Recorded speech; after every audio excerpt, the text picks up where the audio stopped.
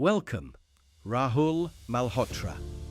Today, we are embarking on a comprehensive journey through Moneyball by Michael Lewis. This is the story of how a small budget team used data to challenge the giants of baseball. Over the next 9 minutes, we will explore every chapter, the movie, and the quotes that changed the game forever. Let's start with the crisis that sparked it all in the Oakland front office. In the preface, Lewis introduces the Oakland Athletics dilemma. They were losing their 3 best players to wealthy teams. Billy Beane, the GM, realized he couldn't play by the old rules. He had to innovate or see his team crumble. This was the start of a revolution that would eventually change all of sports. Desperation, it turns out, is the greatest catalyst for genius. Chapter 1. The Curse of Talent. We meet a young Billy Beane. He was a 5-tool phenom who failed in the big leagues. This chapter is vital because it explains Billy's lifelong skepticism of scouting. If the experts were so wrong about his talent, he wondered who else they were wrong about. He realized that looking the part meant nothing without the results. Chapter 2. How to find a ball player. Lewis takes us into the A's scouting room. It was a clash of cultures. The old scouts loved grit and swings, while Billy and his team looked at the numbers. This chapter reveals the deep-seated biases of a 100-year-old system that valued aesthetics over actual performance. The scouts were looking for beauty. Billy was looking for value. Chapter 3. The Enlightenment. Beane finds the work of Bill James. James was a non-baseball person who realized that the game's core metrics were fundamentally flawed.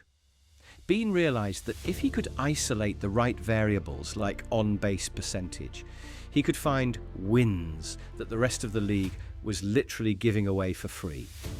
It was a shift from tradition to empirical truth. Chapter 4. Field of Ignorance. This is a tribute to Bill James, a factory worker who reinvented baseball analysis. He proved that the goal is to score runs, and the best way to do that is to not make outs.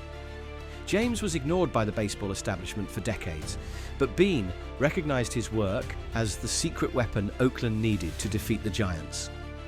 Chapter 5. The Jeremy Brown Blue Plate Special. This focuses on the 2002 draft. Beane drafted players the scouts hated. Jeremy Brown, a stocky catcher, was his biggest bet. The scouts laughed, but the data showed Brown was a walk machine. This chapter is about the courage to trust objective data over the loud, often biased opinions of the crowd. Draft day was the first battlefield. Chapter 6. The Science of Winning an Unfair Game. It's about market efficiency. Lewis explains that in a world where everyone looks for the same thing, the only way to win is to look for something else. Beane practiced arbitrage in a game that thought it was about magic.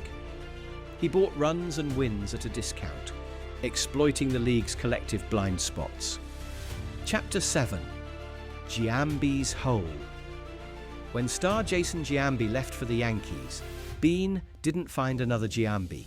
He found 3 flawed players whose combined on-base percentages equaled Giambi's. By thinking in the aggregate, he filled a superstar hole for a fraction of the cost.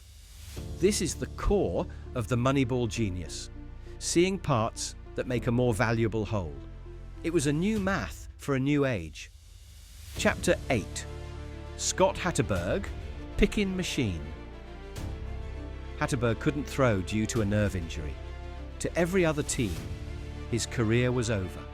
To the A's, he was a first baseman because he could get on base better than almost anyone else. Beane moved him to a new position he'd never played.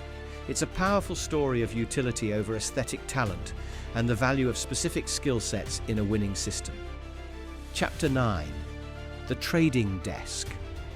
Billy Beane was a shark in the trade market. He used the trade deadline to exploit the panic and ignorance of other GMs. He traded away popular players for prospects the data loved. This chapter shows the cold reality of the Moneyball business model.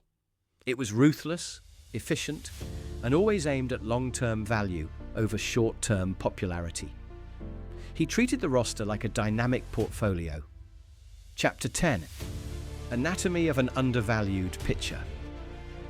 Bean applied the same logic to the mound. He didn't care about 100mm fastballs if they were hit hard. He wanted strike throwers who induced ground balls and avoided walks. He found pitchers who looked ordinary but had extraordinary results in the metrics that actually predicted winning games. Accuracy was the new king of the hill, and efficiency was the new curveball. Chapter 11: The Human Element. Change is never easy, especially in a tradition-bound industry like baseball. Manager Art Howe and the old scouts fought Bean at every turn. They felt their life's work was being erased by numbers guys in suits. This chapter is a brilliant study in organizational conflict and the pain that comes with true innovation. Innovation requires more than just data. It requires the grit to be wrong in public. Chapter 12: The Speed of the Idea. The success of the A's was too big to ignore. The Red Sox adopted Bean's model and broke their 86-year curse just 2 years later. What was once radical became the new standard for the entire league. The competitive advantage of Moneyball had become the new normal for winning, and the game changed forever. The secrets were out, and a new era of sports was born. We must mention Paul DePodesta, the real-life analytical genius behind the scenes. He was the one crunching the numbers in the basement. His partnership with Bean was the perfect synergy of baseball experience and Ivy League economics. Without Paul's mathematical rigor, there is no Moneyball. He is the unsung hero of this entire revolution, proving that brilliance often hides in the details. Let's look at the stats of that historic 20-game winning streak. It wasn't just a streak. It was a statistical impossibility that became a reality. During those 20 games, the A's proved that a team built on flaws could perform with world-class consistency. It was the moment the numbers and the soul of the game finally met on the field. It validated every hard decision Billy Bean ever made and silenced the skeptics forever. The legacy of Moneyball extends far beyond the baseball diamond. It paved the way for process over outcome in the NBA and the rise of advanced data science in global soccer. Every team, in every sport, now has a Moneyball department. Michael Lewis chronicled the birth of the modern, data-driven sports world we live in today. It's a universal lesson in finding value, where others see nothing, and having the courage to act on it. Let's revisit the quotes that changed everything. We have to think differently. Your goal shouldn't be to buy players. Your goal should be to buy wins. And the simple, devastating, why do you like him? Because he gets on base. These aren't just movie lines. They are the new commandments of professional sports and business. Every word Michael Lewis wrote still rings true today, reminding us to look deeper than the surface to find hidden value. But the journey doesn't end here. We are now entering the era of AI and machine learning in sports. What Billy Bean did with a spreadsheet, modern teams are doing with neural networks and real-time biomechanics.